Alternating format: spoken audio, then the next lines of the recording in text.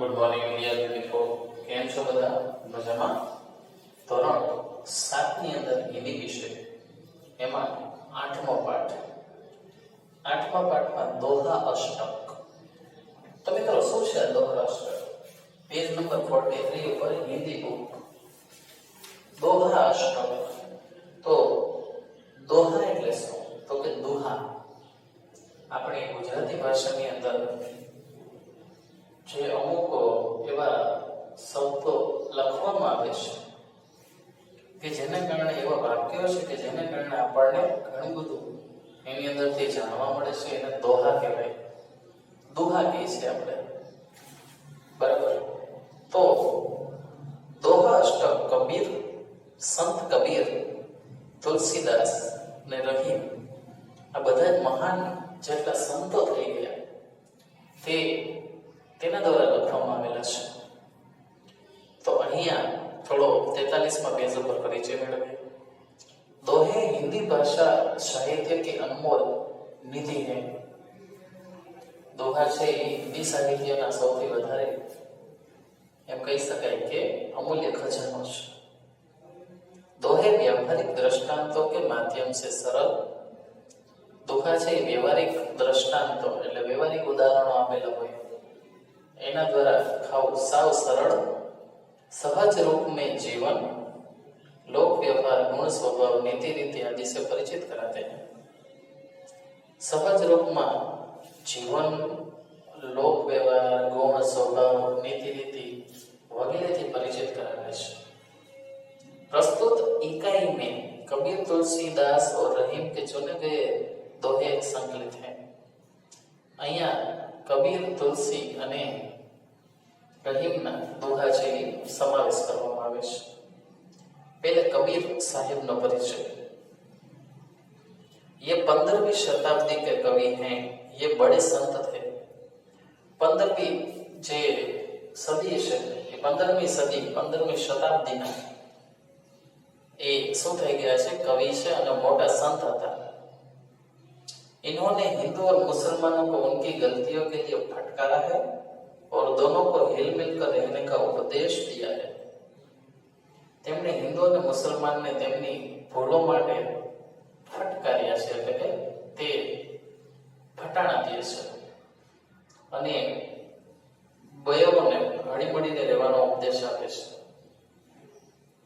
तुलसीदास ये 16वीं शताब्दी के प्रसिद्ध राम भक्त कवि हैं. 16वीं सदी ना प्रसिद्ध राम भक्त कवि હતા. इन्होंने रामचरितमानस नामक प्रसिद्ध ग्रंथ लिखा है. તેમણે રામચરિતમાનસ નામનો પ્રસિદ્ધ ગ્રંથ લખેલો છે. અને હવે છે રહીમ. इनका पूरा नाम है अब्दुल रहीम खान खाना. તેમનું પૂરું નામ છે અબ્દુલ રહીમ ખાન ખાના. ये बड़े उदार और अनुभवी थे. हिंदी में इन्होंने बहुत ही सुंदर दोहे लिखे हैं. તે ખૂબ જ ઉદાર અને અનુભવી હતા. હિન્દીની અંદર તેમણે ઘણા બધા સુંદર દોહા લખેલા છે. તો ચાલો પહેલા સંત કબીરના જે 3 દોહા છે એનો અભ્યાસ કરીએ. बड़ा हुआ तो क्या हुआ जैसे पेड़ खजूर, पंथी को छाया नहीं फल लागे अति दूर. મિત્રો આપણે એનું ગુજરાતી એવું થાય કે મોટા હોય તો શું થઈ ગયું? ખજૂરનું વૃક્ષ છે એ પણ મોટું જ છે, પણ મુસાફરને ન તો એ છાંયો આપી શકે અને એના ફળ છે એ બહુ ઊંચા બહુ દૂર હોય છે, તો શું કામનું? વ્યવહારિક રીતે એવું કહે છે કે તમે ગમે તેટલા મોટા થઈ જાઓ પણ કોઈને મદદ ના કરી શકો, કોઈને કંઈ આપી ના શકો તો તમે મોટા કંઈ કામના નથી. સમજાણો તમને? તમે મોટા કંઈ કામના નથી. તમે ગમે એવડા મોટા થઈ જાઓ પણ તમે તમારા પરિવારના સભ્યોને, તમારા મિત્રોને, તમારા સમાજને, કોઈ માણસને ઉપયોગમાં જ ના આવો. કેટલો રૂપિયો હોય તમારી પાસે તો પણ એનો ઉપયોગ જ તમે સારા કામ માટે ના કર્યો હોય તો એ કઈ કામ જ નથી. बड़ा हुआ तो क्या हुआ जैसे पेड़ खजूर, पंथी को छाया नहीं फल लागे अति दूर. બીજો દોહો. બરાબર? તો આની ઉપરથી તમને શું સમજાવવામાં આવ્યું કે આપણે ગમે તેટલા મોટા થઈ જાય તો પણ આપણે બીજાને કામ આવે એટલે મોટા ના થવું જોઈએ, બીજાને કામ તો આવવું જ જોઈએ। साधु ऐसा चाहिए जैसा सुख सुभाए, सार सार को कही रहे थोथा दे उड़ाए।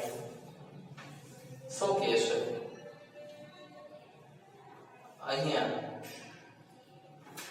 સાધુ એવો હોવો જોઈએ જૈસા સુખ સુભાય, ચાંદની જેવો સાધુ હોવો જોઈએ। આપણે ગુજરાતીમાં કહીએ તો સાર સાર કો કહી રહે, સારું સારું ગ્રહણ કરી લે, થોથા દેહી ઉડાય અને કચરો ફેંકી દે।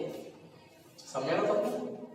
સાધુ એ સચાઈ એટલે કે સાધુ એવો હોવો જોઈએ જૈસા સુખ સુભાય, જેવી ચાયણી હોય, સાર સાર કો કહી રહે, સારું સારું ગ્રહણ કરે, થોથા દે ઉડાય એટલે કે જે કચરો છે નકામો એને કાઢી નાખે।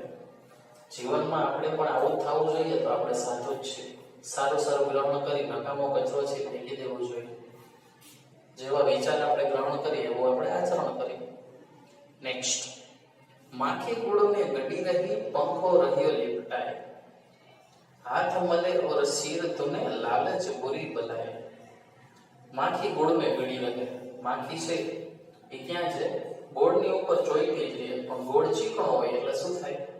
પંખ રહિયો લીપટાય, તેમાં પાંખ છે એ ચોટી જાય છે। હાથ મલે ઓર સિર તૂને, આમ માથું ફેરવતી હોય, હાથ આમ કરતી હોય તો એ ઉડી ના શકે। લાલચ બુરી બલાય, લાલચ છે બુરી બલાય એટલે કે મુશ્કેલી છે। તો મિત્રો આજે મેં તમને કબીરના 3 દોહા અને તેમનો પરિચય આપ્યો છે, જે તમારે તમારી વાક્યને લખવું બંનેમાં લખવાનું છે। આજના હોમવર્કમાં પેજ નંબર 43 ઉપર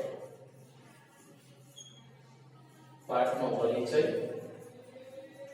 અને કબીરના 3 દોહા,